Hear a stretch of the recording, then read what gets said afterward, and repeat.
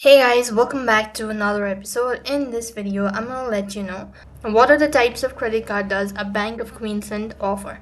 So according to the Bank of Queensland, they offer a variety of credit cards. So in order to begin with the procedure, open up a browser, type in the link that is www.boq.au/personal credit card.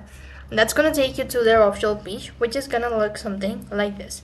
So right on this page, go to the credit card section, and as you click on the credit card section, you should be able to see this sort of interface. So here you can see that these are the list of credit card that they offer.